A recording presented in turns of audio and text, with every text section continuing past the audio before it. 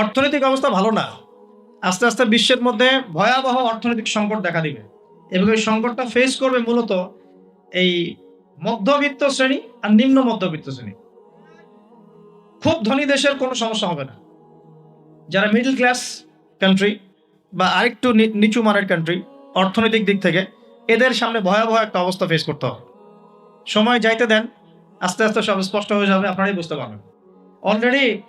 Already গরিব মানুষ হাহাকার করা শুরু করেছে। বড় লোকের তো কোনো সমস্যা নাই। গ্যাস, তেল, চাল, ডাল সবকিছুর দামও যদি বাড়ে, বড় লোকের কোনো সমস্যা আছে?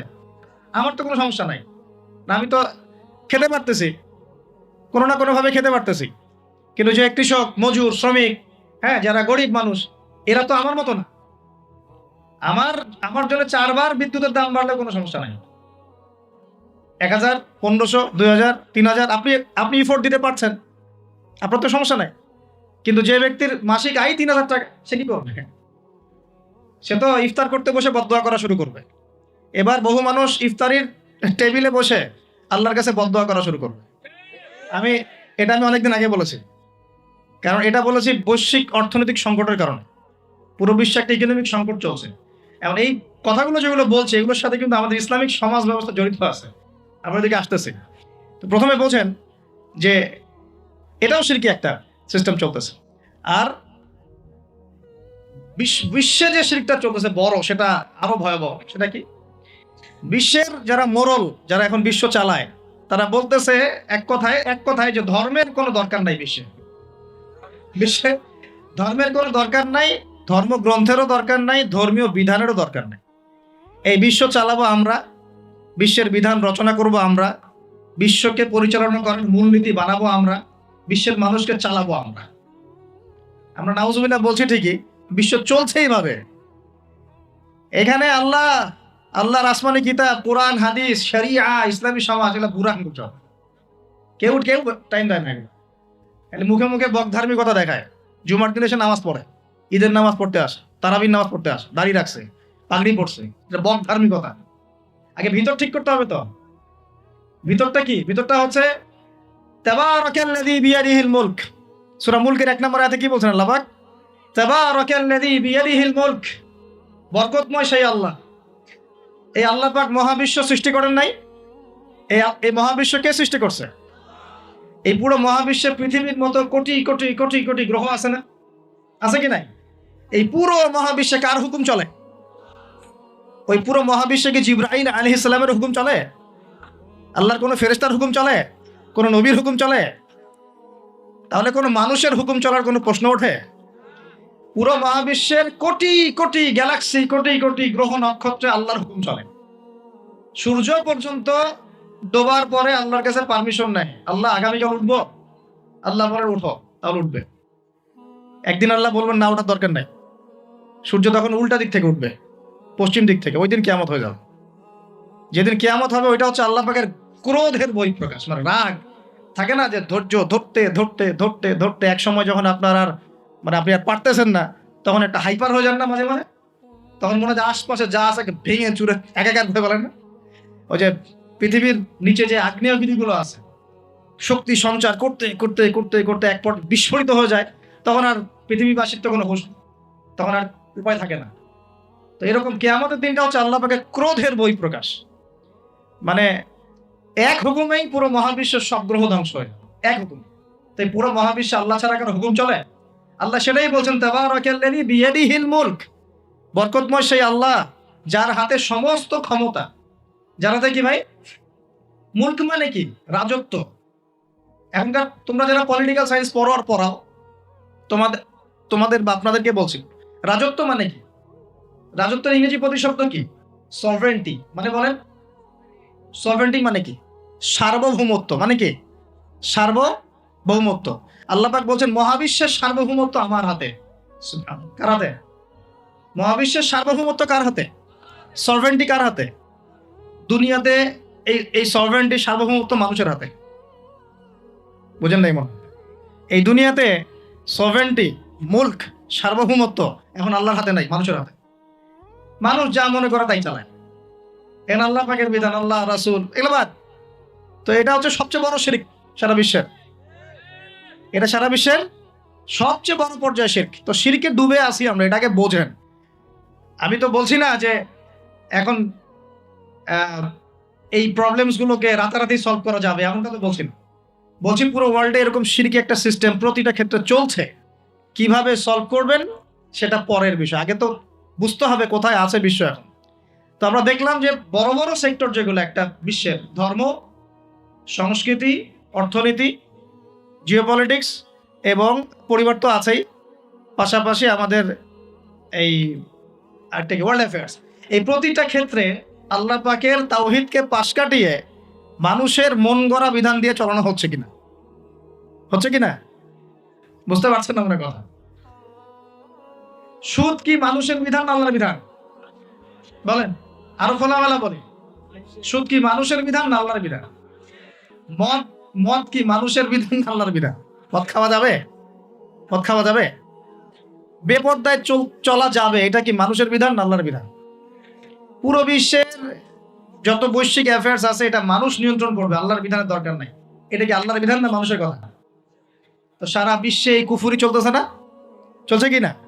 এখন এই বিষয়টা বোঝেন, তারপরে আপনি একটা বোঝেন। এখন আল্লাহ পাক বলছেন, এখন আমি মুহাম্মদ সাল্লাল্লাহু আলাইহি ওয়াসাল্লামের কাছে এমন কিতাব দিয়েছি যে কিতাবে এই সব সমস্যার সমাধান আছে। সুবহানাল্লাহ। সমস্যাগুলো তো বুঝতে পারলেন। আল্লাহ পাক বলছেন, হে মুহাম্মদ বলেন সাল্লাল্লাহু আলাইহি ওয়াসাল্লাম, আমি তোমার কাছে এমন একটা কিতাব দিয়েছি যে কিতাবের মধ্যে প্রতিটা বিষয় আমি ব্যাখ্যা করেছি, সমাধান দিয়েছি। এটা হেদায়েত, এটা রহমত, এটা বুশরা, সুসংবাদ কাদের জন্য? যারা আমার সামনে আত্মসমর্পণ করবে। যারা করবে না ওদের জন্য সুসংবাদ নাই। আর এই কিতাবের ব্যাখ্যা আছে। এই কিতাব একাই আপনাকে পথ দেখাবে না, হাদিসের প্রয়োজন আছে। এটা আমরা পেলাম সূরা নজম আয়াত নাম্বার 3-4 এবং সূরা হাশর আয়াত নাম্বার 7। যে রাসূল সাল্লাল্লাহু আলাইহি ওয়াসাল্লাম নিজের মন গড়া কোনো কথা বলতেন না, তিনি সেটাই বলতেন যে আল্লাহ ওহী করতেন। আর আল্লাহর রাসূলের আদেশগুলো আমরা পাচ্ছি হাদিসে, নিষেধগুলো পাচ্ছি হাদিসে। সো কোরআন এবং হাদিস এই দুটোকে মিলে আল্লাহ পাকের এখন ওহী নাজিল হচ্ছে। কোথায় নাজিল হচ্ছে? আইয়ামে জাহিলিয়াতে। কোথায় ভাই? এই কিতাব কোথায় নাজিল হয়েছে? বাংলাদেশে, পাকিস্তানে, সিরিয়ায়? কোন যুগে নাজিল হয়েছে? ওই ব্যাবিলনের যুগে, নাকি চাইনিজ সভ্যতার যুগে, নাকি রাশিয়ার বলশেভিক ওই বিপ্লব ওইসব যুগে? কোন যুগে নাজিল হয়েছে? আবু জেহেলের যুগে। কোন যুগে ভাই? আবু জেহেলের নাম শুনেছেন তো? আবু জেহেলের যুগটাকে আমরা বলি আইয়ামে জাহিলিয়াতের যুগ। আবু জেহেল ছিল ওই যুগের নেতা। দারুন নাদওয়া ছিল তার পার্লামেন্ট। তার পার্লামেন্টের নাম কি? দারুন নাদওয়া। সেখানে আবু জেহেল, আবু লাহাব, উতবা, সাইবা, রাবিয়া এরা সব বসে বসে বুদ্ধি পাকাইতো আর কি করতে হবে কি করতে হবে না। বাই দ্য ওয়ে, এই আবু জেহেল, আবু লাহাবরা কিন্তু আল্লাহকে বিশ্বাস করতো।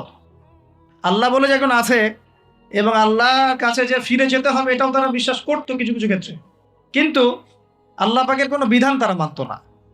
আল্লাহ পাকে পাওয়ার জন্য মাধ্যম পূজা করত।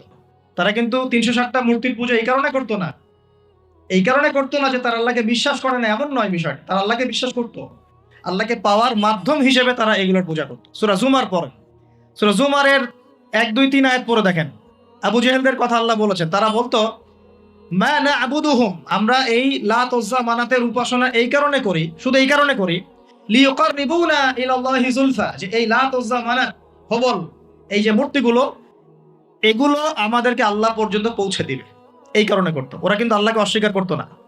এমনকি বদর যুদ্ধে যাওয়ার সময়ও আবু জেহেল কিন্তু কাবা ঘরে দোয়া করে গেছে। তারা কিন্তু হজ ওমরাও করতো, বিকৃত হজ ওমরা করতো। তো এটা মনে করবেন না যে আবু জেহেলরা আল্লাহকে বিশ্বাস করতো না। এবার আবু জেহেলকে চিনতে পারছেন? আবু জেহেল কেমন ব্যক্তি? যে আল্লাহকে বিশ্বাস করে ঠিকই, কিন্তু আল্লাহ পাকের কোনো বিধান মানতে চায় না। তো এখন এই 90 আবু জেহেলরা আমাদের সমাজে আছে কি নাই বলে? আমি কি মিলাইতে পারতেছি? আমি আবার চেষ্টা করছি আপনাদেরকে সহজ করে বোঝানোর জন্য, কিন্তু পারছি কিনা জানি না। অনেক সময় হয় কি যে নিজেরা অনেক কিছু বুঝি কিন্তু বোঝাতে পারি না। বোঝাতে পারাটা একটা আল্লাহ পাকের রহমত। মানে কাউকে বোঝাতে পারানোটা কিন্তু আল্লাহ পাকের রহমত। অনেক সময় দেখবেন আপনি বুঝতে পারছেন অনেক কিছু, কিন্তু মানুষকে বোঝাতে পারছেন না। তা আমি চেষ্টা করছি বোঝানোর জন্য, আমি কতটুকু পারছি আমি জানি না। এই যে আবু জেহেলকে চিনতে পারলেন? আবু জেহেল এমন একজন বুদ্ধিজীবী মানুষ, খুব বুদ্ধি তার, কারণ তার নাম হচ্ছে আবুল হাকাম। কি নাম?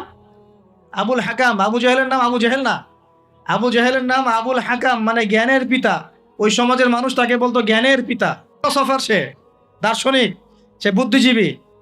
বুঝতে পারছেন না কথা? আইয়ামে জাহিলিয়াতের মানুষ তাকে সম্মান দিয়ে কথা বলতো, তাকে বলতো তুমি জ্ঞানের পিতা। তো আমাদের ইসলাম তাকে আবু জেহেল কেন বলছে তাহলে? কারণ সে আল্লাহ পাককে চিনতো, আল্লাহ পাককে চেনার পরেও আল্লাহ পাকের বিধানকে সরাসরি বিরোধিতা করেছে। কোনো অজ্ঞ মানুষ ছাড়া এই কাজ কেউ করতে পারে? তো এখন বলেন, এরকম মানুষ সমাজে আছে কি নাই? এই নব্য আবু জেহেলরা আছে না নাই? আছে রে ভাই, আছে, আছে না? এরকম মানুষও পৃথিবীতে সমাজে আছে। তো এখন বলেন, আবু জেহেলদের যুগে আল্লাহ পাক কোরআন হাদিস নাজিল করলেন কেন? কি প্রয়োজন ছিল? উত্তর, আবু জেহেলদের যুগের মধ্যে বর্তমান সময়ের মতো শিরক ছিল। কি ছিল ভাই? আবু জেহেলদের যুগে বর্তমান সময়ের মতো সুদ ছিল, সুদ। আবু জেহেলদের যুগে বর্তমান সময়ের মতো মাদক ছিল। আবু জেহেলদের যুগে বর্তমান সময়ের মতো মেয়েদের প্রতি এই বর্বর আচরণ ছিল, মানে নারীর অবমাননা ছিল। বরং আমি বলি, আমি খোলামেলাই বলি, আবু জেহেলের যুগ থেকে এই যুগে নারীর অবমাননা আরো বেশি। আবু জেহেলের যুগে এত ধর্ষণ হয় নাই। আবু জেহেলের যুগে মেয়েরা এরকম ছেলেদের পোশাক করে ঘরে নেয়। আবু জেহেলের যুগে ঘরে ঘরে পরকিয়া ছিল না। আবু জেহেলের যুগে যে ফ্ল্যাটে ফ্ল্যাটে জেনা আর ক্যাসিনো আর বার আর মেয়েদের ড্যান্স, পর্নোগ্রাফি, এগুলো ছিল না। এগুলো কোনোটাই আবু জেহেলের যুগে ছিল না। ওই যুগটাকে তো খুব আমরা গালিগালাজ করতে পছন্দ করি, হ্যাঁ, একদম জাহিলি যুগ, আইয়ামে জাহিলিয়াত, তাই না? মেয়েদেরকে একদম জীবন্ত কবর দেওয়া হতো, এই কথা বলি না? তো এখন আমার কোথায় মেয়েকে সম্মান দেওয়া হচ্ছে? এত সেদিন বললাম না, এখন তো মেয়েকে ঢলে ডেকে নিয়ে পায়জামা খুলে ফেলে দেওয়া হচ্ছে না? কোন কোন ক্ষেত্রে কলেজ ছাত্রীদেরকে মনোরঞ্জনের পাত্র বানানো হয়েছে। দেখলেন না কয়দিন আগে কি ঘটনা ঘটলো ঢাকায়? তো এখন আবার মেয়েদের কোথায় সম্মান দেওয়া হচ্ছে? আবু জেহেলের যুগে তারপরেও একটা শালীন পোশাক তো ছিল। আবু জেহেলের যুগে আপনি বিকিনি সংস্কৃতি পাবেন না। আবু জেহেলের যুগে বিকিনি সংস্কৃতি ছিল না, এখন বিকিনি সংস্কৃতি আছে, আছে না? এই যে আপনারা তো লন্ডন লন্ডন করেন খুব, ওখানে কি দেখে আসেন? কি দেখে আসেন? ওখান থেকে দেখে এসে এখানে কোটি কোটি টাকার বাড়ি বানাচ্ছেন, 1 কোটি 2 কোটি 3 কোটি, 1 বছর পর ভেঙে আবার নতুন করে করেন, তাই না? এমনও তো কিছু মানুষ আছে আপনাদের সমাজে, আমি জানি। শোনেন, তাব্বাত ইয়াদা আবি লাহাবি ওয়া তাব, সূরাটা পড়েছেন? আবু লাহাবের 2 হাত ধ্বংস হোক। আবু লাহাবের পাপ ছিল অন্য, সে নবী সাল্লাল্লাহু আলাইহি ওয়াসাল্লামের সাথে কটূক্তি করত, বিরোধিতা করত। কিন্তু আবু লাহাব সম্পর্কে আল্লাহ পাক কি বলছেন? মা আগনা আনহু মালুহু ওয়া মা কাসাব। আবু লাহাবের মাল সম্পদ এবং যা সে অর্জন করেছে এই দুনিয়াতে, এগুলো তাকে জাহান্নামের আগুন থেকে বাঁচাতে পারবে। এই বিশাল প্রপার্টি আপনাকে জাহান্নামের আগুন থেকে বাঁচাতে পারবে না যদি এই প্রপার্টির হক আদায় না করেন। এই রিজিকের হক যদি ঠিকঠাক আদায় না করেন, জাকাত না দেন, দরিদ্রের হক না দেন, মিসকিনের হক না দেন, আত্মীয়র হক না দেন, প্রতিবেশীর হক না দেন, ইসলামের আল্লাহ ফি সাবিলিল্লাহ দান সদকা না করেন, এই বিশাল প্রপার্টি আপনাকে কিয়ামতের মাঠে বাঁচাতে পারবে না। মা আগনা আনহু মালুহু ওয়া মা কাসাব সায়াসলা নারান যাতা লাহাবিন ওয়া ইমরাআতুহু হাম্মালাতাল হাতাব ফি জিদিহা হাবলুম মিন মাসাদ। সূরাগুলো পড়বেন। কোরআন তো শুধুমাত্র তাবিজ করার জন্য কোরআন নাজিল করা হয়। তাবিজ করার জন্য কোরআন নাজিল করা হয়েছে নাকি? কোরআনের আয়াত ছিঁড়ে ছিঁড়ে এখন মাদুরির মধ্যে ঢুকিয়ে গলায় ঝুলে রাখার জন্য কোরআন নাজিল হয়েছে? বলেন তো। কোরআনের আয়াত একটা ছিঁড়ে এভাবে আমি র্যাপিং করে গলার মধ্যে ঢুকায় রেখে দিলাম, বাস কোরআনের হক আদায় হয়ে গেল। ডক্টর আপনাকে একটা প্রেসক্রিপশন দিয়েছেন, মনে করেন তোমার কোভিড হয়েছে, তোমাকে এখন এই প্রেসক্রিপশন অনুযায়ী চলতে হবে। আর প্রেসক্রিপশনটা আমি যদি এমন করে ভাঁজ করি, ভাঁজ করে সুন্দর করে মাদুরির মধ্যে ঢুকায়, ওষুধ খাওয়ার দরকার নাই, ভাঁজ করে ঢুকায় ব্যাস রেখে দিলাম, রোগ ভালো হবে না? রোগ ভালো হবে? আমরা কোরআন কিনে এই কাজ করি, আমরা কোরআন কিনে কেউ কেউ এই কাজ করি, সবাই না, কেউ কেউ। কোরআন শেফা মানে কি? কোরআন আপনার রুহের শেফা এবং দেহের শেফা। কখন? যখন কোরআন বুঝে আমল করবেন তখন। কোরআন পড়ে বুঝে যখন আমল করবেন তখন কোরআন শেফা এবং রহমত, বুশরা। আল্লাহ পাক আমাদেরকে বোঝার তৌফিক দান করলেন। তবে হ্যাঁ, কোরআনের আয়াত থেকে ঝাড়ফুঁক করা যায়, ঝাড়ফুঁক করা যেতে পারে, পানি পড়া খাওয়া যেতে পারে, এবং এই পানি দিয়ে গোসলও করা যেতে পারে ইত্যাদি। কিন্তু আপনি তো ছিঁড়ে ছিঁড়ে ছিঁড়ে ছিঁড়ে খালি গলায়, পায়ে, হাতে ঝুলে রাখতে পারেন না। আল্লাহ পাক আমাদেরকে বোঝার তৌফিক দান।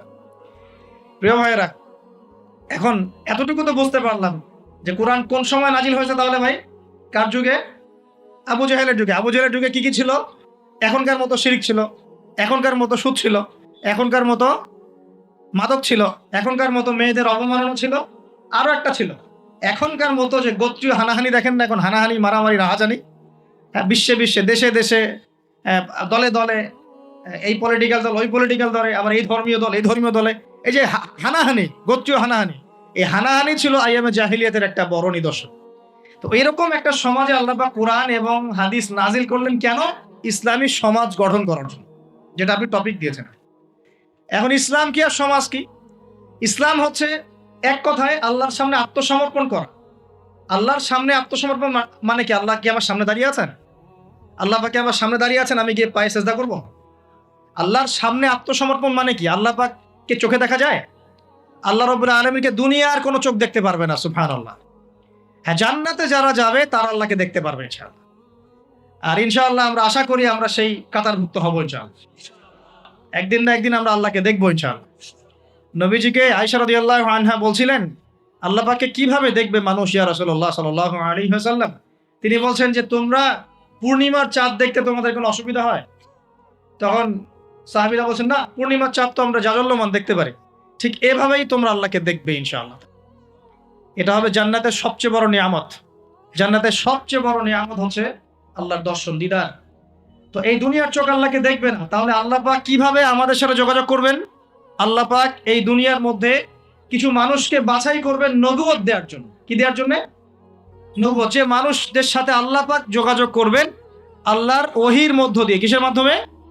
ওহীটাকে সরাসরি নেমে আসবে না কেউ নিয়ে আসবে? এখন কেউ নিয়ে আসবে, কে নিয়ে আসবে? তার নাম হচ্ছে জিবরাইল আলাইহিস সালাম। কি নাম?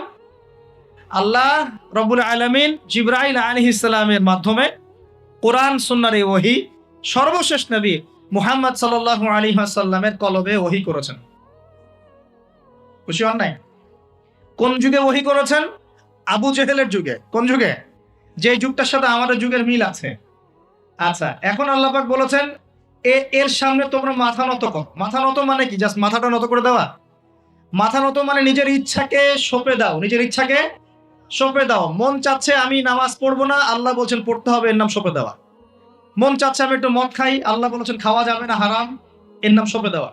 মন চাচ্ছে একটা মেয়ের সাথে একটু কি করি, ডেটিং করি, একটা মেয়েকে নিয়ে ফুর্তি করি, আল্লাহ বলছেন জেনা করা যাবে না, এর নাম সঁপে দেওয়া। মন চাচ্ছে ভরপেট খাই রমজান মাসে, আল্লাহ বলছেন না, রমজান মাসে খাওয়া যাবে, রোজা রাখি, এর নাম সঁপে দেওয়া। মন চাচ্ছে সম্পদের পাহাড় গর্ব, কাউকে কিছু দিব না, আল্লাহ বলছেন না, নেশাব হয়ে গেলে জাকাত দেওয়া লাগবে, এটা হলো সঁপে দেওয়া। সঁপে দেওয়া মানে কি? আল্লাহ পাকের বিধিবিধানের সামনে নিজের ইচ্ছাকে আত্মসমর্পণ করা। আল্লাহ যা বলেছেন আমি তাই করব, যা ছেড়ে দিতে বলেছেন ছেড়ে দিব, দ্যাটস অল। এর নাম ইসলাম। ইসলাম হলো এই বিষয়টার নাম, নিজের ইচ্ছাটাকে আল্লাহ পাকের বিধানের সামনে আত্মসমর্পণ করে দেওয়া। আমরা অনেকেই বলি ইসলাম মানে কি? শান্তি। এই যে শান্তি, এই শান্তি ব্যাখ্যা দিয়ে দিয়ে কি করা হচ্ছে জানেন? ওই যে বদর, উহুদ, খন্দক, খায়বার, হুনাইন, মুতা, এইসব ইতিহাসগুলোকে সরিয়ে দেওয়া হচ্ছে।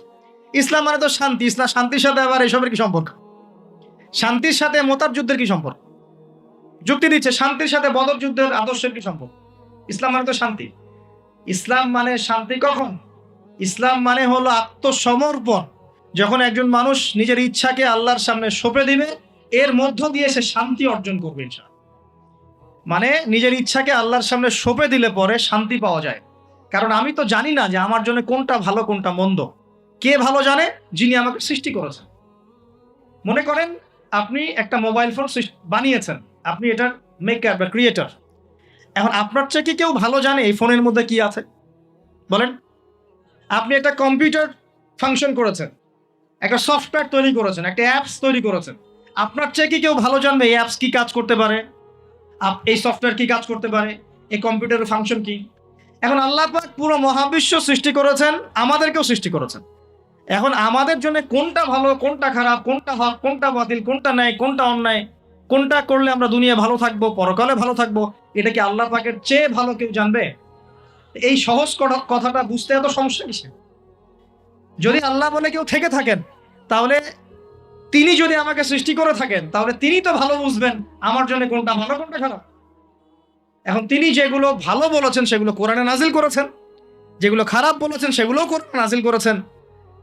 তিনি তার রাসূলের মাধ্যমে আমাদেরকে জানিয়েছেন কোন কোন বিষয়গুলো ভালো আর কোন কোনগুলো খারাপ। এখন এগুলো যখন প্রমাণ হয়ে যাবে, মেনে নিতে কোনো সমস্যা, মানতে কোনো আপত্তি আছে ভাই? এই মেনে নেওয়ার নাম হলো ইসলাম। মেনে নেওয়ার নাম কি ভাই? ইসলাম। এখন দ্বিতীয় প্রশ্ন হচ্ছে, ইসলাম কি পরিপূর্ণ না অসম্পূর্ণ?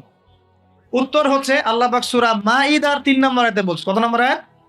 সূরা মাইদার 3 নম্বর আয়াতে আল্লাহ পাক বলছেন যে আল ইয়াউমা আকমালতু লাকুম দীনাকুম, আজকে আমি দ্বীন ইসলামকে একদম পরিপূর্ণ করে দিলাম।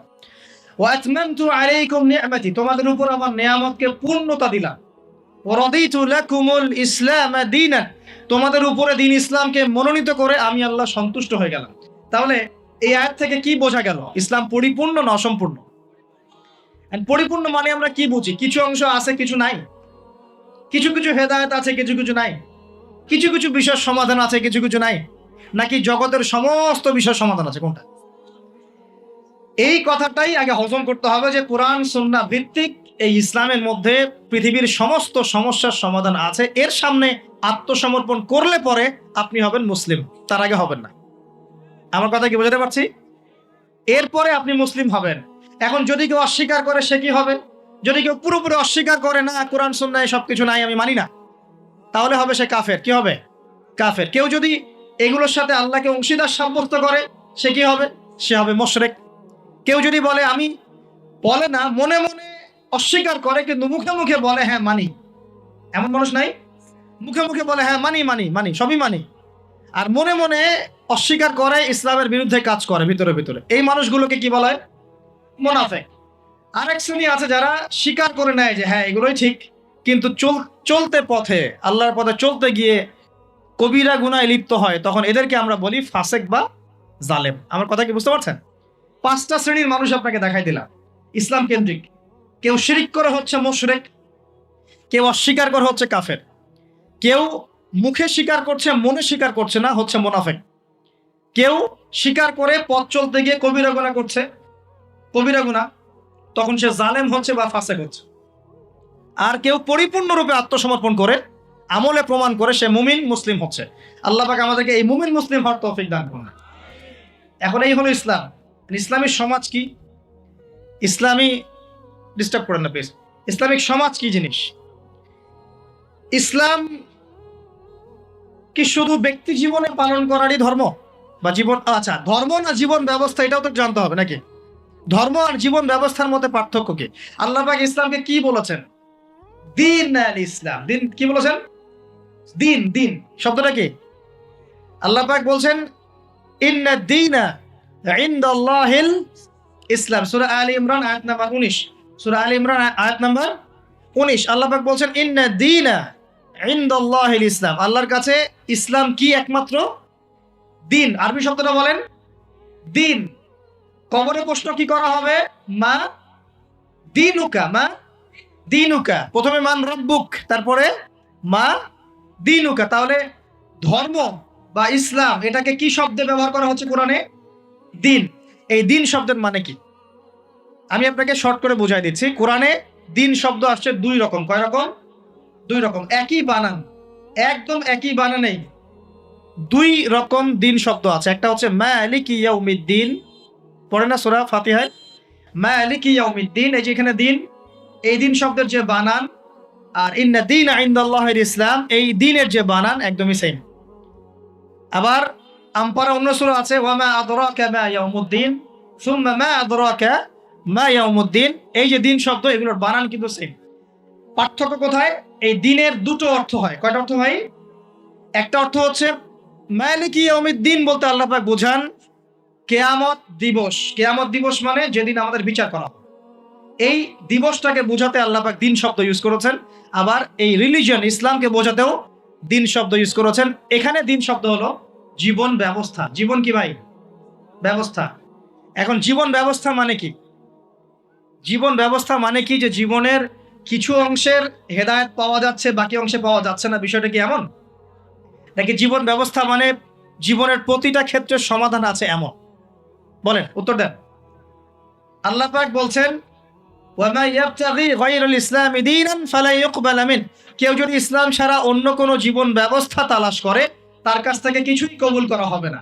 আল্লাহ আবার বলছেন যে আল ইয়াউমা আকমালতু লাকুম দীনাকুম, এই দিনটাকে আমি কামিল করেছি, পরিপূর্ণ করেছি। আল্লাহ পাক নিজেই বলছেন এই দিন আমার কাছে গ্রহণযোগ্য, আল্লাহ নিজেই বলছেন এই দিনটাকে আমি কামেল করেছি, পরিপূর্ণ করেছি। আল্লাহ নিজেই বলছেন এই দিন বাদ দিয়ে অন্য দিন কবুল হবে না। তাহলে এই দিন কি অসম্পূর্ণ থাকতে পারে? নিঃসন্দেহে এটা পরিপূর্ণ। এন্ড পরিপূর্ণ মানে কি? ওই যে প্রথমে একটা আয়াত তেলাওয়াত করেছিলাম, সূরা নাহল আয়াত নাম্বার 89। আল্লাহ বলেছেন তিবিয়ানান লিকুল্লি শাই, কোরআন সুন্নাহয় আমি সব ব্যাখ্যা করেছি। আরো একটা দলিল দিয়ে দেই, সূরা কাহফ আয়াত নাম্বার 54। কত নম্বর আয়াত ভাই? এগুলো বাসায় গিয়ে চেক করে দেখেন, বাসায় গিয়ে একটু পড়াশোনা করেন, না হলে শুধু শুনবেন এক কান দিয়ে আর বেরো যাওয়া আর কান দিয়ে। আর রেফারেন্স চেক করে যদি দেখেন সব ঠিক আছে, তখন মেনে নেওয়ার চেষ্টা করেন। আমি আগে বলছি না যে মানার দরকার আছে, আমি এখন বলছি মানার দরকার নাই। বাসায় গিয়ে আগে চেক করবেন, যদি দেখেন হ্যাঁ সব কথা ঠিক আছে, তারপরে মানার চেষ্টা করেন। আল্লাহ পাক তৌফিক দান করুন।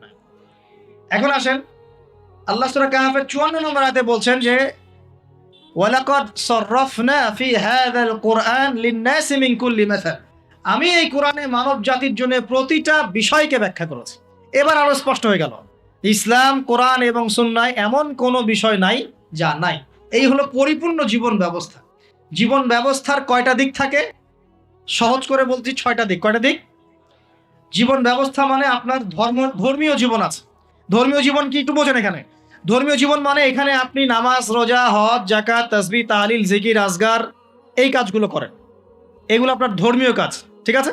আচ্ছা, একটা একটা জীবন হলো আপনার পারিবারিক জীবন। পারিবারিক জীবনে আমরা বিয়ে শাদী, সন্তান প্রতিপালন, স্ত্রীদের হক আদায়, মা বাবা, ভাই বোন ইত্যাদি, এই যে পুরো একটা পরিবার বর্ণ, এই যে সিলাতুর রাহিম, আত্মীয়তার রক্তের সম্পর্ক, এটা আপনি রক্ষা করেন। এটা হলো আপনার পারিবারিক লাইফ, 2 নাম্বার। 3 নাম্বার হচ্ছে আপনার একটা সাংস্কৃতিক জীবন আছে, মানে আপনি কি সংস্কৃতি ফলো করবেন, কোন কালচার ফলো করবেন, এটা একটা জীবন আছে। 4 নাম্বার হচ্ছে আপনার ইকোনমিক লাইফ, আপনার অর্থনৈতিক জীবন। এখানে আপনি ব্যবসা বাণিজ্য, চাকরি বাকরি, মুআমালাত, এই বিষয়গুলো করবেন।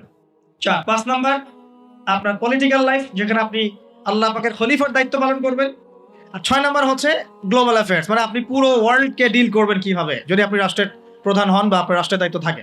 তো এই 6টা বিষয়কে নিয়ে মোটামুটি ভাবে আমাদের এই জীবন। এর বাইরে কি জীবনের কোনো ক্ষেত্র আছে নাকি? বলা বুঝেন নাই মনে হয়? ধর্ম আমাদের জীবন না, অর্থনীতি আমাদের জীবন না, পরিবার আমাদের জীবন না, আমাদের সংস্কৃতি, আমাদের রাজনীতি, সমাজ এবং বিশ্ব, এর বাইরে কিছু আছে নাকি? এই হলো দুনিয়া। এর বাইরে পরকাল আছে। এর বাইরে কি? পরকাল। ওই পরকালে তো মুক্তির জন্যই কোরআন সুন্নাহ এবং ইসলাম, নাকি? এটা তো আমাদের গন্তব্য। দুনিয়ার প্রতিটা সমাধানও ইসলামে পাচ্ছি। এখন তাহলে বুঝতে পারলাম ইসলামী সমাজ মানে কি। ইসলামী সমাজ মানে যে সমাজে শুধুমাত্র কোরআন এবং সুন্নাহ চলে, অন্য কিছু চলে না। কথা কি ক্লিয়ার হচ্ছে না? বুঝাতে পারছি না? আচ্ছা, একটু নড়াচড়া কম করেন। আমরা খুব লম্বা আলোচনা করবো না ইনশাল্লাহ, একটু ধৈর্য ধরেন। সমাজ ব্যবস্থা বুঝাতে পারলাম কি ভাই? সমাজ ব্যবস্থা কি? ইসলামী সমাজ ব্যবস্থা কি? মানে যে সমাজের মধ্যে আল্লাহর ওহী, কোরআন এবং সুন্নাহ, আল্লাহ পাকের বিধান চলে, বাইরে কিছু চলে না। এর বাইরে কি চলতে পারে? এর বাইরে যদি এমন কিছু চলে, লিসেন ভেরি কেয়ারফুলি, এর বাইরে যদি এমন কিছু চলে যেটার সাথে কোরআন সুন্নাহর সংঘর্ষ হচ্ছে, তাহলে সেটাকে ধরে একদম ছুঁড়ে ফেলে দিতে হবে। কথা বুঝতে পারছেন? সমাজে ইসলামী সমাজ আমরা বুঝলাম, ইসলামী সমাজ মানে যেখানে কোরআন সুন্নাহ ভিত্তিক, আল্লাহ পাকের ওহীর ভিত্তিক সমাজ চলে। এখন এই সমাজে যদি কোরআন সুন্নাহর সাথে সাংঘর্ষিক কিছু চলে, এটাকে ধরে তুলে ছুঁড়ে ফেলে দিতে হবে। এর নাম ইসলাম। এর সাথে আমরা আপোষ করতে পারবো না। আর যদি দেখা যায় সমাজে কিছু জিনিস চলছে যেগুলোর সাথে ইসলামের সাংঘর্ষিকতা নাই, গান বাজনা সাংঘর্ষিকতা নাই, হ্যাঁ, গান বাজনার সাথে সাংঘর্ষিকতা নাই, বোঝাচ্ছি আমি মূলনীতি বলে সহজ করছি, উদাহরণ তো দিব ইনশাআল্লাহ। সমাজে এমন কিছু চলছে যেগুলোর সাথে ইসলামের সাংঘর্ষিকতা নাই, সেগুলো আমরা গ্রহণ করতে পারবো, কোনো সমস্যা নেই। পারবো কিনা? মনে করেন একটা সমাজের মানুষ, ট্রেডিশন আছে, এরা মেহমানদেরকে খুব আপ্যায়ন করায়, এমন আছে না অনেক সমাজ? আছে কি নাই? এই কাজটা কি কোরআন সুন্নাহর সাথে সাংঘর্ষিক? তাহলে আমরা সমাজের অংশটা রাখবো। কেন রাখবো না? একটা সমাজে আমরা দেখলাম যে মেয়েরা মাশাআল্লাহ পর্দা তো করেই, পাশাপাশি যখন তারা তাদের গৃহস্থলী কাজগুলো করে, তখনও দেখা যায় যে একটা শালীন পোশাক পরে বাসায় কাজকর্ম করছে। এটা ওদের কালচার। আমরা এই কালচারটা রাখতে পারবো না? একটা সমাজে দেখা যাচ্ছে যে এতিমদের ব্যাপারে সমাজের লোকজন খুব সফট, এটা কি কোরআন সুন্নাহর সাথে সাংঘর্ষিক? না। আমরা কি রাখতে পারবো না? একটা সমাজে দেখা যাচ্ছে যে মানুষ এই বৃক্ষরোপণ করতে খুব পছন্দ করে, এমনও কিছু সমাজ আছে গাছ লাগাইতে সবুজ শ্যামল প্রকৃতি খুব ভালো লাগে, আছে না এমন সমাজ? এই জিনিসটা কোরআন সুন্নাহর সাথে সাংঘর্ষিক? তো রাখতে পারবো না আমরা এটা। এরকম এক্সাম্পল দিয়ে শেষ করা যাবে না। এরকম অগণিত কাজ আছে যেগুলো কোরআন সুন্নাহর সাথে সাংঘর্ষিক নয়, কিন্তু সমাজে চলছে। এগুলোকে ইসলামিক সমাজের আওতাভুক্ত করা যাবে ইনশাআল্লাহ, কোনো সমস্যা নেই। কিন্তু যদি সমাজে এমন কিছু চলে যেগুলো কোরআন সুন্নাহর সাথে সরাসরি সাংঘর্ষিক, যেমন এই যে কারো বিয়ে হলে ধুমধারাক্কা গান হয় কি না? হয় না? এখন এই সংস্কৃতিটার সাথে কোরআন সুন্নাহর আপত্তি আছে। এখন আমরা এটাকে সামাজিকীকরণ করতে পারবো না, ইসলামী সামাজিকীকরণ করতে পারবো না, বরং এটাকে ঐক্যবদ্ধভাবে প্রতিরোধ করতে হবে। সমাজে মনে করেন কোন সমাজে জুয়া চলে না? তো এই জুয়ার সাথে কি কোরআন সুন্নাহর অনুমতি দেওয়া আছে না সাংঘর্ষিকতা আছে, কন্ট্রাডিকশন আছে না? যেহেতু কোরআন সুন্নাহর সাথে কন্ট্রাডিক্টরি বিষয়, আমরা এই জুয়ার সংস্কৃতি এখানে চলতে দিতে পারি না, বরং আমরা এটাকে প্রতিহত করার চেষ্টা করি। একটা সমাজের মধ্যে মনে করেন বেহায়াপনা, ফ্রি মিক্সিং, সমকামিতা, জেনা, এগুলোকে উস্কে দেওয়া হচ্ছে। এই প্রতিটা বিষয়ের সাথে কোরআন সুন্নাহর আপত্তি আছে। তাহলে এই জিনিসগুলোকে কি আমরা ইসলামী সমাজ ব্যবস্থা আনতে পারবো? তাহলে আমার বক্তব্য মনে হয় বোঝার খুব বেশি কঠিন হচ্ছে আমার মনে হচ্ছে না। ইসলামী সমাজ ব্যবস্থায় কোন কোন বিষয় থাকতে পারবে? সর্বপ্রথম আল্লাহ পাকের ওহী থাকতে পারবে। ওহীর বাদ দিয়ে অন্য কিছু চলবে না। কি চলবে? যেগুলোর সাথে ওহীর কোনো সাংঘর্ষিকতা নাই। ওহীর কোনো সাংঘর্ষিকতা নাই এমন বিষয় চলতে পারে। চায়ের জন্য বিখ্যাত আপনারা না, এটা আছে না? আচ্ছা, এখন এটা কি কোরআন সুন্নাহর সাথে সাংঘর্ষিক? এটা একটা সংস্কৃতি। আপনাদের বাসায় গেলে আপনারা চা খাওয়ান এবং এটার সাথে আপনার সংস্কৃতি আছে, আগর আতরের আপনাদের বিজনেস আছে। এই জিনিসটা কি কোরআন সুন্নাহর সাথে সাংঘর্ষিক? বাংলাদেশের অন্য কোনো সমাজে কি আগর আতর এরকম ভাবে আছে? আপনাদের সমাজে আছে। এটা কিন্তু কোরআন সুন্নাহর সাথে সাংঘর্ষিক নয়। তাহলে আমি এটাকে অবশ্যই ইসলামাইজড করতে পারবো। চায়ের ব্যাপারটা আমি ইসলামাইজ করতে পারবো। কিন্তু যদি একটা সমাজে দেখেন, ঢাকার মতো কান্ট্রি শহরে গিয়ে দেখলেন মেয়েরা ছেলের পোশাক পরে ঘুরে বেড়াচ্ছে, তো এখন এই জিনিসটাকে কি আপনি ইসলামের আওতায় আনতে পারবেন না। এই হলো ইসলামী সমাজ, মানে যেখানে আল্লাহর ওহী চলে, অন্য কিছু চলে না। হ্যাঁ, কি চলতে পারে? ওহীর সাথে সাংঘর্ষিক বিষয় নাই এমন বিষয় চলতে পারে, কোনো সমস্যা নেই। সেটা রাজনীতিতেও চলতে পারে, সেটা সমাজেও চলতে পারে, সেটা অর্থনীতিতেও চলতে পারে, সেটা আমাদের সংস্কৃতিতে চলতে পারে, সেটা আমার পরিবার ধর্মেও চলবে ইনশাআল্লাহ। মানে প্রতিটা ক্ষেত্রেই চলতে পারবে যদি কোরআন সুন্নাহর সাথে সাংঘর্ষিক না হয়। আল্লাহ পাক আমাদেরকে বোঝার তৌফিক দান। এখানে কিন্তু প্রযুক্তি অন্তর্ভুক্ত হতে পারে। প্রযুক্তি যেমন এক সময় নবী সাল্লাল্লাহু আলাইহি ওয়াসাল্লামের যুগে ছিল ঘোড়া এবং গাধা, তাই না? উট, ঘোড়া, গাধা, এইগুলোর উপরে তারা যুদ্ধ করেছে। এখন দেখা যায় যে মিসাইল, রকেট লঞ্চার, হ্যাঁ, পারমাণবিক ওয়েপন্স, সভ্যতা চেঞ্জ হয়েছে এবং টেকনোলজি চেঞ্জ হয়েছে। এখন কি এটা কি কোরআন সুন্নাহর সাথে সাংঘর্ষিক হলো? এটা প্রযুক্তিগত বিষয়গুলোকে আমরা অবশ্যই সামাজিকীকরণ করতে পারবো, কোনো সমস্যা নেই। এই মিডিয়ার মধ্য দিয়ে ইসলাম প্রচার করা যাবে কিনা? যাবে। তাহলে মিডিয়াকে আমরা সামাজিকীকরণ করতে পারবো যদি আমরা এটাকে সঠিকভাবে ব্যবহার করতে পারি। এই বিষয়গুলো আমরা মাথায় রাখবো। কিন্তু যখন মিডিয়ার মধ্য দিয়ে আপনি ভুল তথ্য প্রচার করবেন তখন পারবেন না। আবার যখন ওই পারমাণবিক ওয়েপন্স আপনি মাজলুমের উপর ফেলে দিবেন তখন সেটা আপনি অ্যাপ্লাই করতে পারবেন না। তো বস্তুবাদী বিষয়গুলো আমরা নিব, কোনগুলো? যেগুলো আমরা ইসলামিকভাবে ইউজ করতে পারি, অনইসলামিক ইউজিং না হয়, অন্যের হক নষ্ট না হয়, বা আল্লাহর দ্বীনের কোনো ক্ষতি না হয় ইনশাআল্লাহ তাআলা, সেক্ষেত্রে আমরা এগুলোকে গ্রহণ করতে পারবো। ইসলামী সমাজ আমরা বুঝলাম, ইসলাম কি এক কথায় বুঝলাম, এবং ইসলাম কোন যুগে নাজিল হয়েছে এটাও বুঝলাম। ওই যুগের সাথে আমাদের বর্তমান সময়ের যে মিল আছে এটাও বুঝলাম। এখন ওই যুগটা চেঞ্জ করেছিলেন কারা? উত্তর, নবী সাল্লাল্লাহু আলাইহি ওয়াসাল্লাম নিজে, এবং তার সাথে ছিলেন সাহাবীরা, এবং সাহাবীদের মধ্যে বেশিরভাগ সাহাবী ছিলেন যুবক। সুবহানাল্লাহ। ওমর যুবক ছিলেন না বুড়া ছিলেন? হামজা যুবক ছিলেন না বৃদ্ধ ছিলেন? হুযাইফা যুবক না বৃদ্ধ ছিলেন? উসমান রাদিয়াল্লাহু আনহু তখন যুবক ছিলেন না বৃদ্ধ ছিলেন?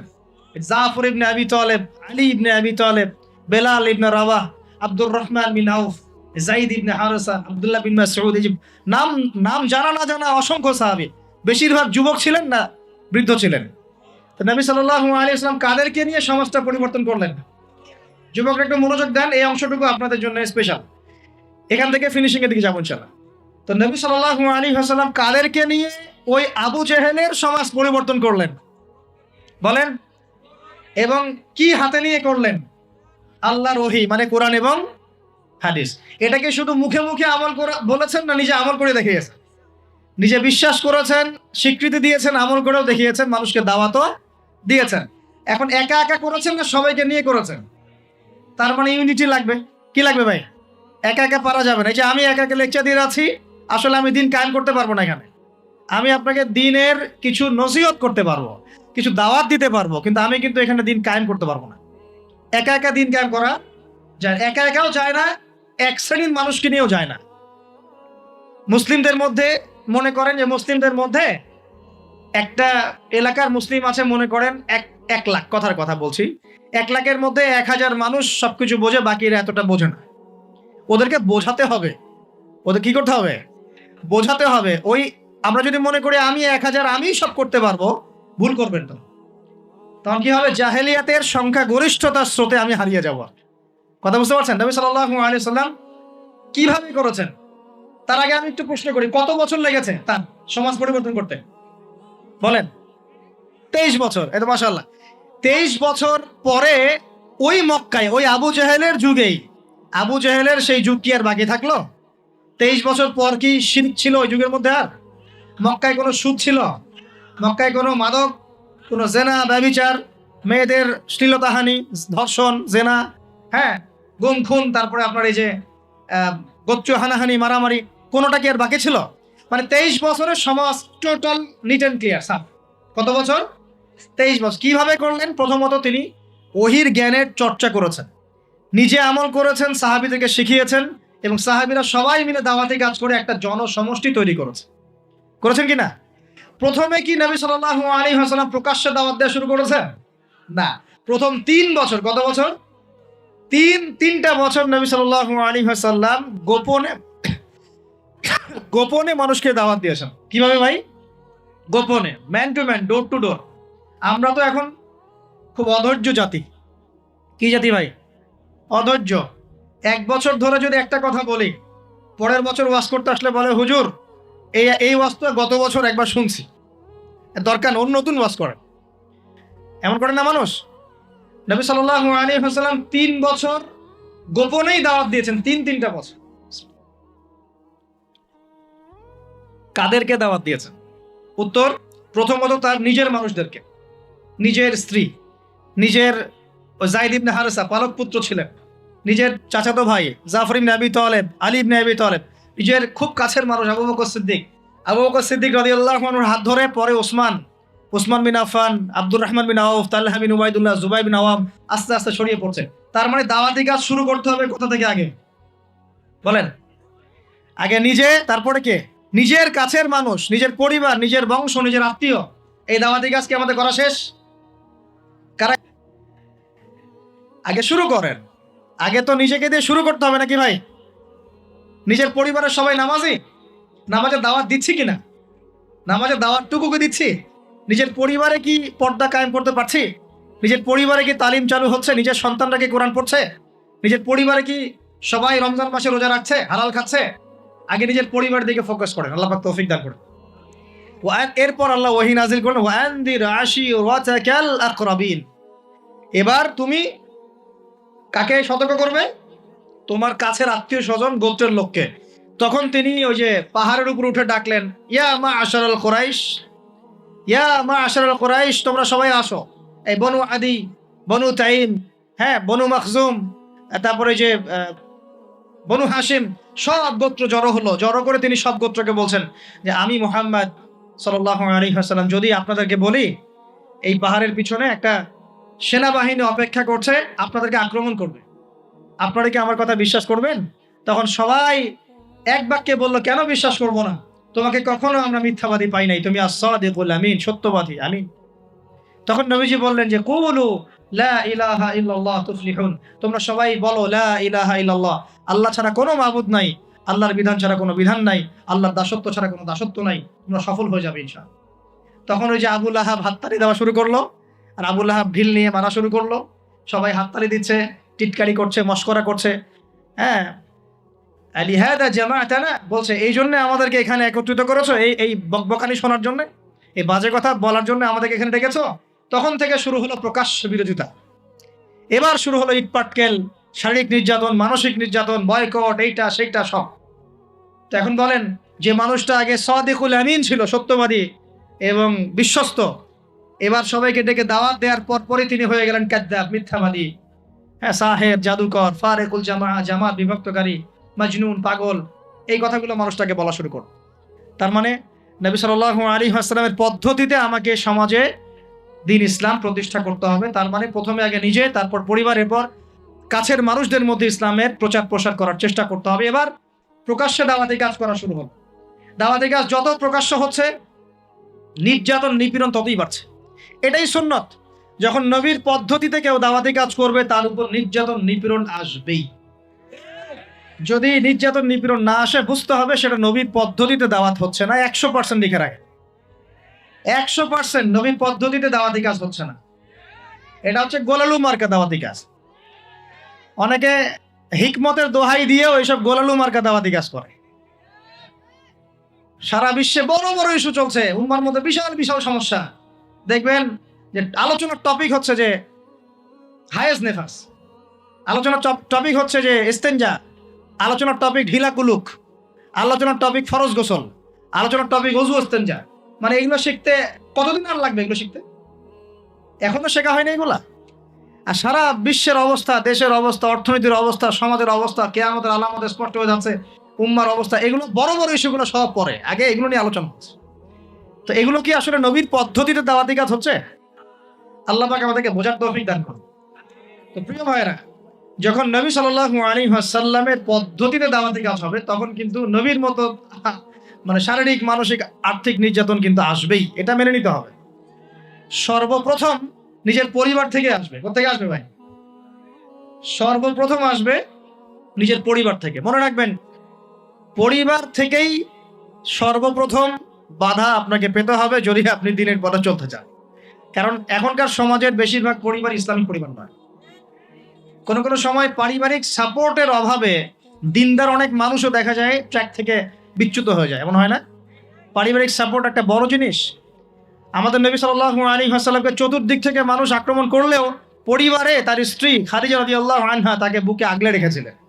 এটা অনেক বড় একটা মানে প্রশান্তির জায়গা, যে সমাজের মানুষ আপনার এগেনস্টে কাজ করছে, কিন্তু পরিবারে গিয়ে আপনার স্ত্রী আপনার কাছে, আপনার অনুগত, সে আপনাকে বুস্ট আপ করছে, আপনাকে উৎসাহ দিচ্ছে, আত্মবিশ্বাস দিচ্ছে, আপনি কিন্তু আবার পথ চলতে পারবেন ইনশাআল্লাহ। এই জন্য আমি বারবার বলি যে বিয়ে যদি করতেই হয়, তাহলে দিনদার একজন নেককার মেয়েকে বিয়ে করেন, খাদিজা রাদিয়াল্লাহু আনহার মতো একটা মেয়েকে বিয়ে করেন। আর যদি ওই যে দিনদার ক্যাটরিনা খুঁজতে যান, তাহলে সারা জীবন ওই পস্তাইতে হবে। আল্লাহ বোঝার তৌফিক দান করুন। দিনদারিতা দেখে বিয়ে শাদী করেন। চাচা আবু তালেব, তিনি কিন্তু মুসলিম নন, অমুসলিম হয়েও তাকে পারিবারিকভাবে সাপোর্ট দিচ্ছেন। পারিবারিকভাবে সাপোর্টটা অনেক ইম্পর্টেন্ট। আর যখন পরিবার থেকে সাপোর্ট থাকে না, তখন মানুষ কিন্তু ট্র্যাক থেকে সরে যায়। যাই হোক, গভীরে যাই না। নবী সাল্লাল্লাহু আলাইহি ওয়াসাল্লাম যখন দাওয়াতি মিশন শুরু করলেন, ইসলামী সমাজ প্রতিষ্ঠার চেষ্টা করতে লাগলেন, তখন এই পারিবারিক বাধা, আত্মীয়দের মধ্য থেকে বাধা, সামাজিক বাধা আসতে লাগলো। এক পর্যায়ে হিজরত করতে হয়েছে আবিসিনিয়ায়, তারপর তায়েফ, তারপরে গিয়ে মদিনায়। এখন মদিনায় আলহামদুলিল্লাহ আল্লাহ রাব্বুল আলামিন দিনটাকে প্রতিষ্ঠা করলেন এবং সেখানে নবীকে শক্তিশালী করলেন। সাহাবীরা শক্তিশালী হলেন, আস্তে আস্তে গাজওয়াগুলো হলো, সারিয়াগুলো হলো। এক পর্যায়ে উইদিন 8 থেকে 10 বছরের মধ্যে যে নিঃস্ব হাতে মক্কা থেকে তারা গেলেন মদিনায়, সেই মক্কাই তারা জয় করলেন বিনা বাধায়। বলা যায় অলমোস্ট বিনা বাধায়, প্রায় লক্ষাধিক সৈন্য, লক্ষাধিক সাহাবীদেরকে নিয়ে পুরো মক্কায়, জাজিরাতুল আরবের মধ্যে দিন প্রতিষ্ঠা হয়ে গেল। হলো কিনা? কত বছর সময় লাগছে ভাই বলেন? 23 বছর। আর রাহিকুল মাখতুম বইটা পড়েন, তাহলে আপনি ধাপগুলো বুঝতে পারবেন কিভাবে হয়েছে। আমি পয়েন্ট আউট করছি যে কোন কোন পয়েন্টের দিকে তারা বেশি ফোকাস করেছে, কোন কোন কাজগুলো তারা বেশি করেছেন, এবং যুবকদেরকে দিয়েই কাজগুলো করানো হয়েছে। এবং এই কাজগুলো যদি আজকেও বাংলার যুব সমাজ করতে পারে, ইনশাআল্লাহ 23 বছর লাগবে না আমাদের, ইনশাআল্লাহ 23 বছর লাগবে না ইনশাআল্লাহ। কারণ আল্লাহ পাক তো তার নবীর মাধ্যমে জানিয়েছেন যে আখিরুজ জামানে আস্তে আস্তে কি হতে যাচ্ছে সামনে। আগে তো এটা জানা ছিল না যে তখন কি হবে। এখন তো আমরা জানি যে সামনে কি হতে যাচ্ছে। আমরা তো জানি যে ইসলাম কায়েম হচ্ছে সামনে ইনশাআল্লাহ, এটা লিখা হয়ে গেছে। তো আপনি হতাশ হচ্ছেন কেন? আমরা এখানে যারা বসে আছি, আমরা কেউ যদি বেঁচেও না থাকি, আল্লাহ না করুক, তারপরও দিন কায়েম হবে। বাংলাদেশে এখন যত আলেম ওলামা আছে না, সবাই যদি মারা যায়, তাও দিন কায়েম হবে। বিশ্বে এখন যত বড় বড় জালেমরা আছে, এর সাথে আরো 10 গুণ জালেম যদি বৃদ্ধি করা হয় এবং ওদেরকে আরো 10 গুণ শক্তিশালী করা হয়, তাও এদের পতন ঘটবে। হ্যাঁ, যত জালেম আছে সারা বিশ্বে, এর সাথে আরো 10 গুণ যদি বৃদ্ধি করা হয়, এদেরকে আরো বেশি বেশি মারণাস্ত্র দেওয়া হয়, ক্ষমতা দেওয়া হয়, তবু এদের পতন ঘটবে। কারণ কোরআন এবং হাদিস এই কথা বলে দিয়েছে যে কিয়ামত হবে না। কিয়ামত হবে না যতক্ষণ পর্যন্ত না আল্লাহ পাক দুজন বিখ্যাত ব্যক্তি পাঠাবেন। কয়জন? একজন হচ্ছেন আমাদের মধ্য থেকে ইমাম, মানে মুসলিমদের ইমাম মুহাম্মদ, যাকে আমরা মাহদি বলছি। আর একজন হচ্ছেন একজন নবী, যার হাতে সভ্যতা শেষ হবে, যার নাম হচ্ছে নবী ঈসা আলাইহিস সালাম, যিনি সত্যিকারের মাসিহ। নবী ঈসা ইবনে মারইয়াম, তার হাতেই দাজ্জালকে মেরে ফেলা হবে বাবেলুদ নামক জায়গায়। সভ্যতা এই জায়গায় না যাওয়া পর্যন্ত কিয়ামত হচ্ছে না ইনশাআল্লাহ। এবং ঈসা আলাইহিস সালাম যতক্ষণ 40 বছর পুরো বিশ্বে ইসলামী সমাজ প্রতিষ্ঠা না করছেন, ততদিন পর্যন্ত ইনশাআল্লাহু আযজা ওয়া জাল কিয়ামত হবে না। এটা লেখা হয়ে গেছে। শুধু তাই না, ঈসা আলাইহিস সালামের যুগটা শেষ হওয়ার পরে আবার এমন একটা যুগ আসবে, যে যুগটা হবে পৃথিবীতে সবচেয়ে নোংরা জঘন্য যুগ। এখন আমরা যে যুগটা পার করছি না, এটা পৃথিবীর সবচেয়ে নোংরা যুগ না। এটা পৃথিবীর সবচেয়ে নোংরা যুগ নয়। যে যুগে আপনি দেখছেন সবাই সুদ খায়, মোটামুটি সবাই এই যে ফ্রি মিক্সিং, পরকিয়া, হ্যাঁ, জেনা, গান বাজনা, নর্তকী চলছে না সারা সমাজ জুড়ে, মনে হচ্ছে এটাই মনে হয় সবচেয়ে খারাপ যুগ, তাই মনে হয় না অনেকের? এটা সবচেয়ে খারাপ যুগ নয়, যদিও এই যুগের মধ্যে হাজারটা খারাপই আছে। সবচেয়ে খারাপ যুগ আসবে ঈসা আলাইহিস সালামের 40 বছর শাসনের পরের যুগটা। ওই যুগে মানুষ রাস্তায় দাঁড়িয়ে জেনা করবে, কুকুর শেয়ালরা যেমন করে ঠিক ওইভাবে। এবং তাদের সামনে কিয়ামত হবে, পশ্চিম দিক থেকে সূর্য উঠবে। তো আমরা এতটুকু তো জানি, সামনে ইনশাআল্লাহু তাআলা ইসলামিক সমাজ প্রতিষ্ঠা হবে, এটা আল্লাহ লিখে দিয়েছে। আমরা বেঁচে থাকি না থাকি, কেউ এটা বলুক না বলুক, আলেম ওলামা আমাদের মধ্যে যারা আছেন থাক না থাক, হ্যাঁ, এখন যারা মুজাহিদ তারা থাক না থাক, এখন যারা জালেম তারা থাক না থাক, কি হোক না হোক এটা হবে ইনশাআল্লাহ। পৃথিবীতে ভূমিকম্প হোক, আর জলোচ্ছ্বাস হোক, আর পৃথিবী ধসে যাক, আর আগুনের বৃষ্টি হোক, আর পাথরের বর্ষণ হোক, যাই হোক না কেন, নবী ঈসা আলাইহিস সালামের হাতেই সভ্যতা শেষ হবে ইনশাআল্লাহ। অতএব ইসলামী সমাজ তো সামনে আসছে, বুঝতে পারলাম। এখন আমার মানে ফাইন্ড আউট করা পয়েন্টগুলো হচ্ছে এই কয়েকটা পয়েন্ট, আমি 10টা পয়েন্ট বলছি এখানে। এক, নবী সাল্লাল্লাহু আলাইহি ওয়াসাল্লাম সাহাবীগণ, স্পেশালি যুবক সাহাবীগণ, সাহাবীদের মধ্যে বেশিরভাগই যুবক ছিলেন। যুবকরা আপনারা ভালো করে বোঝার চেষ্টা করেন, তারা ইসলামী সমাজ প্রতিষ্ঠার জন্য প্রথমত নিজের আগে জ্ঞান চর্চা করেছে। কি করেছেন ভাই? নিজেরা আগে কোরআন হাদিসের জ্ঞান চর্চা করেছেন। যত বড় বড় লেকচার দেন, নারায়ে তাকবীর, আল্লাহু আকবার স্লোগান তোলেন, আইওয়াজ শোডাউন, যাই করেন, জ্ঞান চর্চা না করা পর্যন্ত দিন প্রতিষ্ঠা হবে না। জ্ঞান চর্চা করতে হবে। রাজি আছি ইনশাআল্লাহ ভাই? আমরা রাজি আছি তো ইনশাআল্লাহ, যে আমরা আল্লাহ পাকের কোরআন এবং নবীর সুন্নতের জ্ঞান অর্জন করবো ইনশাআল্লাহ। এবং জ্ঞান অর্জন একটা ধারাবাহিক প্রক্রিয়া, একদিন 2 দিন করে থেমে যাব না। আমরা প্রতিদিন একটু করে আগাবো ইনশাআল্লাহ। একটা রুটিন ফিক্স করে নেবেন, ডেইলি 1 ঘন্টা করে আপনি পড়াশোনা করার চেষ্টা করবেন।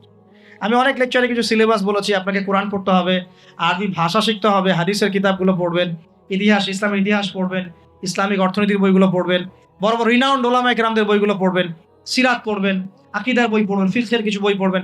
মানে আপনার একটা ক্লাসিক্যাল পড়াশোনার ধারা থাকতে হবে। এবং এই পড়াশোনা একা একা করা যাবে না। কিছু বই আপনি একা হয়তো পড়তে পারবেন, কিন্তু অনেক কিতাব আছে যেগুলো আপনি একা পড়তে পারবেন না। আপনার বিজ্ঞ ওলামায়ে কেরামের সোহবত দরকার আছে। এটার দায়িত্ব আপনি খুঁজে বের করবেন কার সোহবতে আপনি যেতে চান। আল্লাহ পাক আপনাকে তৌফিক দান করেন। প্রথম কথা জ্ঞান অর্জন। 2 নম্বর, দিন প্রতিষ্ঠা ইসলামী সমাজ ব্যবস্থার জন্য সাহাবীগণ নিজেরা আমল করিয়ে দেখেছেন, শুধু জ্ঞান অর্জনই করেন নাই। যে জ্ঞান অর্জন করেছিলেন সেটা আমল করে দেখিয়েছেন। যেমন ওমর রাদিয়াল্লাহু আনহু বলতেন যে সূরা বাকারা হিফজ করতে আমার সময় লেগেছে 12 বছর। কত বছর? 12 বছর লেগেছে সূরা বাকারাটাকে আয়ত্ত করতে। কারণ সাহাবীরা যতক্ষণ পর্যন্ত 10টা আয়াত লেসন নিয়েছেন, 10টা আয়াতের উপর আমল না করা পর্যন্ত নতুন করে দার্স নিতেন না। বুঝতে পারছেন না? মনে করেন আপনি সূরা মাউন শিখেছেন, মাউন, আর আইতাল্লাযী ইউকাযযিবু বিদ্দিন, এই সূরা আপনি শিখেছেন। সাহাবীদের সুন্নাত ছিল কি, এই সূরাটার উপর তারা আমল না করা পর্যন্ত নতুন লেসন নিতেন না। এভাবে তারা আমল করতেন। আমরা কি এমন করে আমল করি? আমরা যত পারি আগে তথ্য ইনস্টল করতে থাকি। আমাদের জ্ঞান চর্চাটা হচ্ছে তথ্য ইনস্টল করার মতো। তথ্য ইনস্টল করাকে জ্ঞান চর্চা বলে না। এটাকে আমরা ওয়েল ট্রেন্ড বলতে পারি, ওয়েল এডুকেটেড বলতে পারি না। সার্কাসের সিংহ বাঘ দেখেছেন না? লাঠি চাবুকের ভয়ে অনেক কাজ করে না, অনেক কুকুর দেখা যায় না যে ট্রেনিং প্রাপ্ত, যা যা কমান্ড করে সে ফলো করে না, এটা ওয়েল ট্রেইনড বলা যায় এটাকে, এ কিন্তু ওয়েল এডুকেটেড না। আমাদের ক্রিটিক্যাল থিঙ্কার্স দরকার, মানে কোরআন সুন্নাহ পড়বে, আমল করবে এবং এটাকে নিয়ে গবেষণা করার চেষ্টা করবে। মানে আমাদের কোরআন সুন্নাহকে নিয়ে গবেষণার একটা প্রজন্ম দরকার, গবেষক প্রজন্ম, ক্রিটিক্যাল থিঙ্কার্স। আল্লাহ পাক আমাদেরকে এই তৌফিক লাভে ধন্য করুন বলে আমি। তো 2 নম্বর ইনিশিয়েটিভটা হচ্ছে অবশ্যই জ্ঞান অনুযায়ী আমল করতে হবে যদি ইসলামী সমাজ চাই আমরা। আল্লাহ পাক আমাদের সবাইকে তৌফিক দান, সবার আগে আমাকে তৌফিক দান করুন বলি আমি। জ্ঞান অনুযায়ী আমল করার জন্য একটা সুন্নত ফলো করলেই হবে, একজন ব্যক্তিকে জাস্ট ফলো করতে হবে। জীবনের প্রতিটা কাজ নবী সাল্লাল্লাহু আলাইহি ওয়াসাল্লামের সুন্নাহ মাফিক করলেই আপনি জানা অনুযায়ী আমল করে ফেলবেন ইনশাআল্লাহ। পারা যাবেন ইনশাআল্লাহ। আজকে ঘুমানো থেকে শুরু করে দেন, জীবনের প্রতিটা কাজকে ঢেলে সাজান। কাপড় পরা, ঘুমানো, ঘুম থেকে ওঠা, হ্যাঁ, এমনকি বিছানা ঝাড়া, ইস্তেঞ্জা করা, আপনার ব্যবসা বাণিজ্য, শিক্ষা, এভরি সিঙ্গেল সেক্টর ঢেলে সাজানোর চেষ্টা করেন যে নবীর মতো হচ্ছে কিনা। যদি হয় আলহামদুলিল্লাহ, যদি না হয় তাহলে এখানে আপনার কিছু কাজ করার বাকি আছে। আল্লাহ পাক আমাদের সবাইকে নবী সাল্লাল্লাহু আলাইহি ওয়াসাল্লামের সুন্নাহ মাফিক জীবন গড়ার তৌফিক দান করুন। 3 নম্বর পয়েন্টটা হচ্ছে নবী সাল্লাল্লাহু আলাইহি ওয়াসাল্লাম সাহাবীগণ আদর্শ পরিবার গড়েছিলেন। কি করেছেন ভাই? কারণ পরিবার হচ্ছে একটা সমাজের গঠন একক। আপনি সমাজ নিয়ে কথা বলছেন, তাহলে আগে পরিবার ঠিক করতে হবে বা ঠিক করার চেষ্টা করতে হবে। আমি এটা জানি যে একটা পরিবারের সব সদস্য হয়তো নামাজি নাও হতে পারে। নূহ আলাইহিস সালামের স্ত্রী যখন ঈমান নিয়ে আসে নাই, লূত আলাইহিস সালামের স্ত্রী যখন ঈমান নিয়ে আসে নাই, আদম আলাইহিস সালামের সন্তান কাবিল যখন জাহান্নামে যাচ্ছে, আবার ফেরাউনের ঘর থেকে যেমন আসিয়া জান্নাতে যাচ্ছে, তার মানে পরিবারের সবাই যে একরকম হবে নট নেসেসারি। কিন্তু অ্যাজ এ মানে পরিবারের কর্তা, আপনি পরিবারের guardian, as a guardian of family, আপনাকে আপনার রেসপন্সিবিলিটি তো পালন করতে হবে নাকি? পরিবারের আপনার দায়িত্ব নাই? পর্দা প্রতিষ্ঠা করার দায়িত্ব কার? আপনার। আপনার স্ত্রী পর্দা করে না, এই দায়িত্ব কার? এই জিম্মাদারি কার? আপনার সন্তান যে নামাজ পড়ে না, এই রেসপন্সিবিলিটি কার? পরিবারে যে হারাম ঢুকতেছে রিজিকে, এই দায়িত্ব কার? আল্লাহ পাক, আমি মনে হয় বুঝাতে পেরেছি। অতএব পারিবারিকভাবে আল্লাহ পাক আমাদের সবাইকে যেন ইসলামটা ধরে রাখার তৌফিক দান করেন বলি আমিন। 4 নম্বর হচ্ছে নবী সাল্লাল্লাহু আলাইহি ওয়াসাল্লাম সাহাবীগণ দ্বীনের দাওয়াতি কাজ সবাই আমভাবে করেছে। এমন নয় যে নির্দিষ্ট কিছু সাহাবী দাওয়াতি কাজ করতেন, বাকিরা দাওয়াতি কাজ করতেন না, বিষয়টা কিন্তু এমন ছিল না। সবাই মিলেই দ্বীনের দাওয়াতি কাজ করতেন, যে কাজটা আমরা এখন করি না। কতজন ভাই আছেন যারা ডেইলি কমপক্ষে আধা ঘন্টা করে হলো দাওয়াতি কাজ করেন? হাত তুলেন দেখি। আচ্ছা নামান। দেখেন, সবাই মিলে যতক্ষণ পর্যন্ত দাওয়াতি কাজ করব না, সৎ কাজে আদেশ, অসৎ কাজে নিষেধ, ততক্ষণ পর্যন্ত সমাজ ব্যবস্থা কায়েম হবে না। সবাইকে দাওয়াতি কাজ করতে হবে। একজন আলেম আসবেন, একজন বক্তা আসবেন, ওয়াজ করে যাবেন, দাওয়াত দিয়ে যাবেন, ব্যাস এখানেই ফুল স্টপ, ডোর ক্লোজড, তাহলে হবে না। এভাবে সমাজ প্রতিষ্ঠা হবে না। এভাবে তো বললাম দাওয়াত দেওয়া হতে পারে, একদিনের ওরস হতে পারে, একদিনের ওয়াজ হতে পারে, একদিনের একটা সম্মেলন হতে পারে, কিন্তু প্রতিষ্ঠা অন্য জিনিস।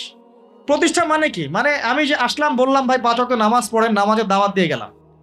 আর প্রতিষ্ঠা মানে কি? যদি এখানকার অথরিটি আমার কাছে থাকতো আর আপনি নামাজ পড়ছেন না, আমি আপনার দোকান সিলগালা করে ফেলতাম। বুঝতে পারেন নাই?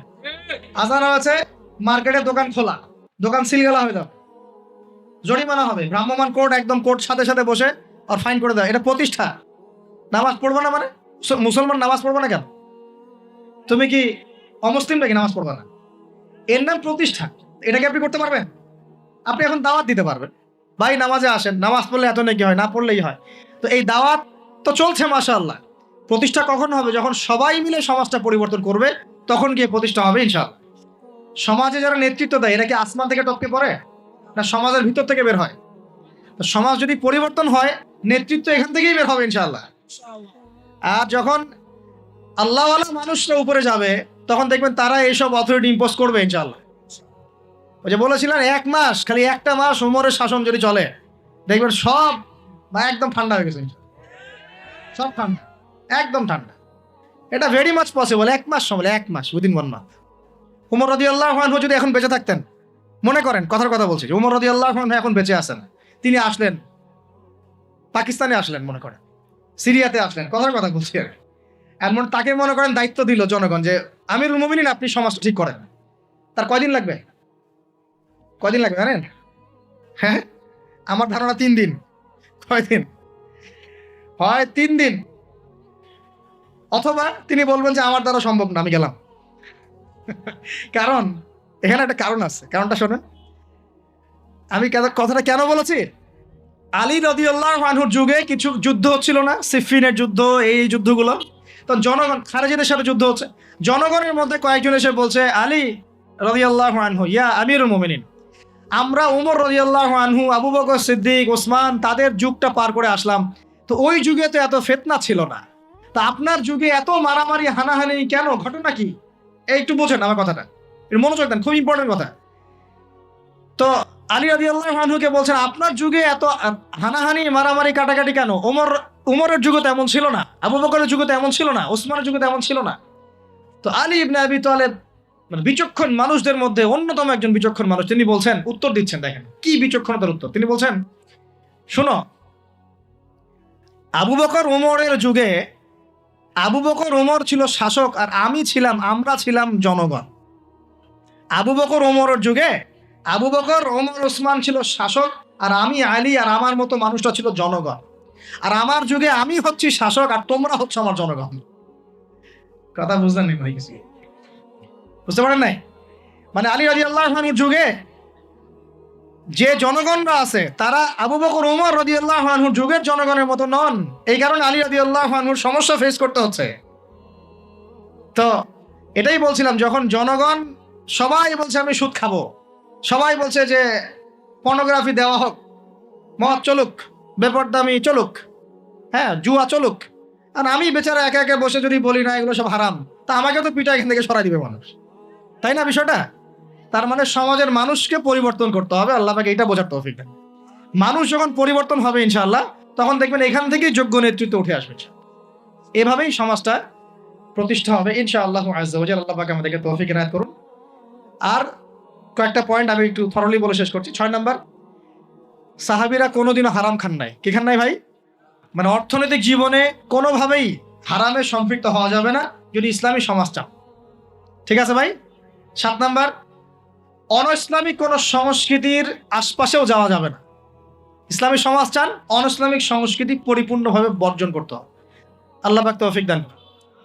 8 নাম্বার, সমাজের একটা বড় অংশ হচ্ছে মেয়ে মানুষ। সমাজের একটা বড় অংশ কি? এদেরকে অ্যাভয়েড করে সমাজে দিন কায়েম হবে না। এই মেয়েদের মধ্যে দিনের দাওয়াতি কাজ বাড়াতে হবে এবং মেয়েদেরকে পর্দায় নিয়ে আসতে হবে। এই দায়িত্ব প্রত্যেক পরিবারের কর্তার। পরিবারের কর্তা ঠিক হয়ে যান, সমাজ ঠিক হয়ে যাবে ইনশাআল্লাহ। আপনার মেয়ে বেপর্দায় বের হতে পারবে না, বের হলে ভাত বন্ধ। আপনার স্ত্রী বেপর্দায় চলতে পারবে না, চললে ভাত বন্ধ। যদি বলে আমি বেপর্দায় চলবো, তোমার ভাত খাবো না, সুন্দর মতো বসে তালাক দিয়ে রেখে দিবেন, যাও, ভাত খাওয়ার দরকার নাই, আমার ভাত খাওয়ার দরকার নাই। তোমার বেপর্দায় চলতে খুব ভালো লাগে, তো যাও, চলো, সমস্যা কি? আপনি ঝগড়াঝাটিতে যাবেন না, দাওয়াত দিবেন, নসিহত করবেন, ওয়াজ করবেন। যদি দেখেন বুঝাইতে বুঝাইতে বুঝাইতে বুঝাইতে কোনোই কাজ হচ্ছে না, ওই যে আসহাবুল কাহফের হেদায়েত আছে, ঠিক আছে বাবা তুমি তোমার রাস্তায় চলো, আমি আমার রাস্তায় আল্লাহর সাথে চললাম। ইব্রাহিম আলাইহিস সালাম কি বলছেন? ইন্নী যাহিবুন ইলা রাব্বি সায়াহদিন। মনের মধ্যে কত শূন্যতা দেখেন, তিনি বলছেন ইন্নী যাহিবুন ইলা রাব্বি সায়াহদিন। পরিবার তাড়িয়ে দিয়েছে, বাবা তাড়িয়ে দিয়েছে, সাথে কেউ নাই সাথে, একা। ইব্রাহিম আলাইহিস সালাম একা। আল্লাহ পাক বলছেন ইব্রাহিম একাই একটা উম্মত, ইব্রাহিম একাই একটা উম্মত। তিনি বলছেন আমি চললাম একাই আমার রবের পথে, তিনি আমাকে পথ দেখাবেন। এত বড় কথা। এই জন্যই তো ইব্রাহিম আলাইহিস সালামের এত সম্মান। নবীগণের পিতা তিনি, সমস্ত নবীগণের দেখা যায় পিতা তিনি, আবুল আম্বিয়া বলা হয়। কত চমৎকার বালাগাত দেখেন। ইন্নী যাহিবুন ইলা রাব্বি সায়াহদিন, আমি একাই চললাম আমার রবের পথে, তিনি আমাকে পথ দেখাবেন। পাশে কেউ নাই, ভেঙে পড়বেন না, একাই চলবেন, কোনো সমস্যা নাই। তো এই যে বলছিলাম, পরিবারের লোক পরিবারে বোঝান, দাওয়াত দেন, সব ঠিক আছে।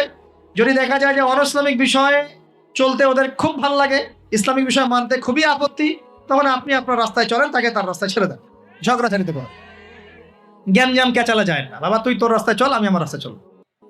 তারপরে সন্তান। 9 নম্বর হচ্ছে আমাদের সমাজের একটা বড় অংশ হচ্ছে আমাদের এই যে ছোট ছোট বাচ্চা কাচ্চা সন্তান।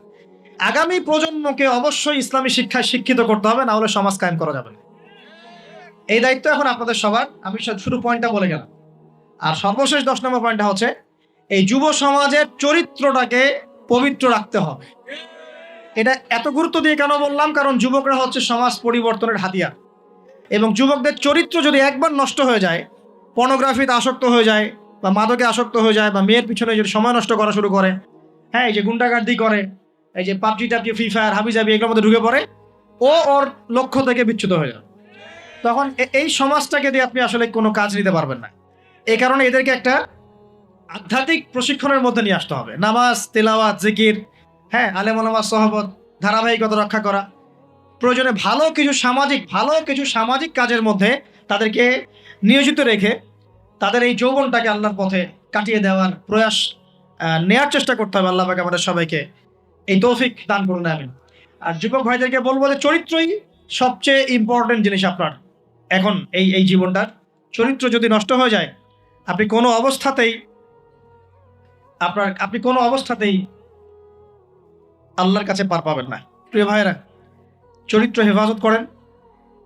আর কয়েকটা বিষয় আপনাদের, মাদক আল্লাহর রাস্তায় খায়েন না, মাদকের ধার কাছে যাবেন না। সিগারেটটাকে অনেকে মাদক মনে করেন না, আমি বলছি এটাও একটা মাদক। সিগারেটের কাছে যাবেন না।